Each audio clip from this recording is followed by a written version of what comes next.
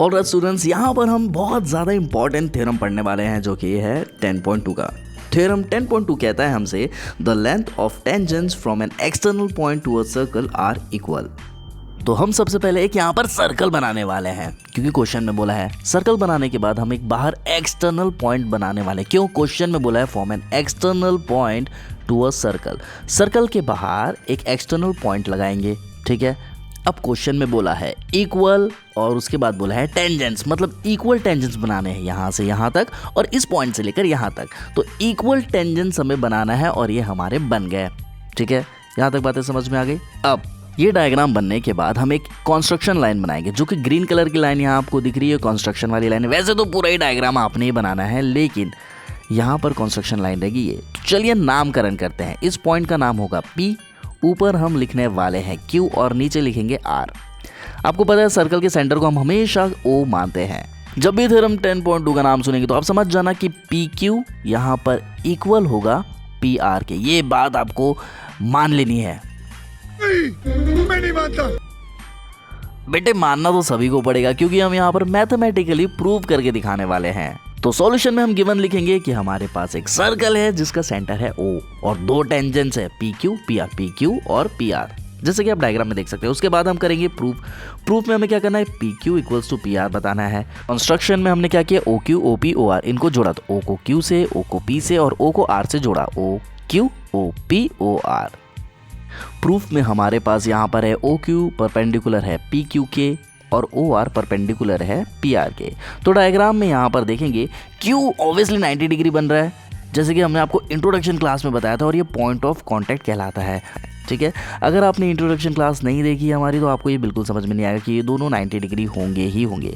अब OQ क्या है, OQ परपेंडिकुलर है किसके, PQ के। तो यहाँ पर हमने लिखा है OQ परपेंडिकुलर PQ। अब इसको देखते हैं, यहाँ पर क्या लिखा हुआ है, देखिए OR परपेंडिकुलर है PR के, तो लिखेंगे यहाँ पर OR परपेंडिकुलर है PR के, ठीक है। अब देखिए इसका रीज़न भी हम यहाँ पर लिखेंगे कि radius of the circle perpendicular to tangent at point of contact.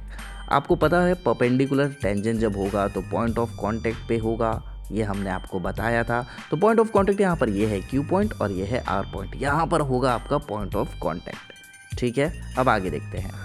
अब आगे हमारे पास हम ये देखेंगे कि हमारे पास दो ट्रायंगल है, एक ऊपर वाला और एक नीचे वाला ट्रायंगल है, ठीक है, जिसका नाम है OQP, यहाँ पर लिख दिया हमने, और दूसरे ट्रायंगल का नाम है ORP। डायग्राम में देखिए ORP। तो दो ट्रायंगल हमारे पास है और हम इसको कॉन्करेंट इक्वल टू बता देंगे, जिस वजह से हमारा आंसर आ जाएगा। अगर आपने 9th क्लास का जो ट्रायंगल चैप्टर है पूरी मोहब्बत के साथ अगर सीखा होगा तो ये थ्योरम आपको ज़रूर समझ में आने वाली है, और अगर नहीं भी देखा तो हम समझा ही देंगे। अब हमारे पास दो एंगल है, जिसका नाम है OQP और दूसरा एंगल है ORP। ये दोनों 90 डिग्री कैसे होंगे, डायग्राम में देखिए OQP एक ट्रायंगल हुआ जिसमें Q 90 है, ORP जिसमें R 90 डिग्री है। तो लिखेंगे यहाँ पर हम इन दोनों को ईच 90 डिग्री। अब हम देखेंगे OP equals to OP common कैसे होगा। देखिए हमारे पास ये कॉमन लाइन है, ठीक है, दो ट्रायंगल है हमारे पास, ये कॉमन लाइन हो गई और ये पहला ट्रायंगल हो गया, ये कॉमन लाइन है और ये दूसरा ट्रायंगल हो गया, मतलब दोनों ट्रायंगल के बीच में ये लाइन कॉमन आ रही है, इसलिए हम लिखेंगे यहाँ कॉमन, OP कॉमन लाइन है, ठीक है। अब ये OQ इक्वल्स टू OR, ये कैसे होगा, देखिए OQ और OR ये है, ऑब्वियसली ये रेडियस है, तो लिखेंगे रेडियस ऑफ सेम सर्कल, ठीक। तो नेक्स्ट लाइन लिखेंगे कॉन्करेंट इक्वल टू। लेकिन ये आया कैसे, डायग्राम में देखिए हमने एक साइड को इक्वल बताया और एक डिग्री को इक्वल बताया, एक और साइड को इक्वल बताया। यहाँ देखिए हमने OP पहले इक्वल बताया, फिर OQ OR इक्वल बताया, उसके बाद हमने एक एंगल को इक्वल बताया।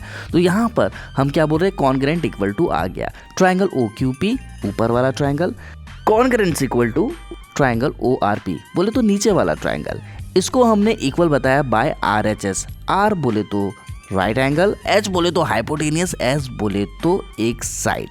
तो RHS के जरिए हमने इसको कॉन्करेंट इक्वल टू बता दिया है, ठीक है। तो फाइनली यहाँ पर हम क्या लिखने वाले हैं, देखिए हम लिखने वाले हैं कि PQ इक्वल्स टू PR, मतलब ये दो ट्रायंगल थे, इसमें PQ और PR ये दोनों आपस में इक्वल आ गए, कैसे, बाय CPCT बोले तो corresponding parts of concurrent triangles, जो कि आपने क्लास 9th में पढ़ी थी। ये कॉन्करेंट इक्वल टू वाली जो कहानी है, ये पूरा कॉन्सेप्ट क्लास 9 का है। अगर आपसे वो क्लियर हो चुका है तो ही आपको ये वीडियो समझ में आने वाली है। आई होप आपको चीज़ें समझ में आ रही होगी। मिलते हैं अगले वीडियो में, टिल देन बाय। तो गाइस ऐसा है कि अगर आपको हमारे चैनल से थोड़ी बहुत भी हेल्प हो रही है तो आप भी हमारी थोड़ी बहुत हेल्प कर सकते हैं। हमारे इस चैनल को ग्रो करने के लिए थोड़ा सा डोनेट कर आप हमें सपोर्ट कर सकते हैं।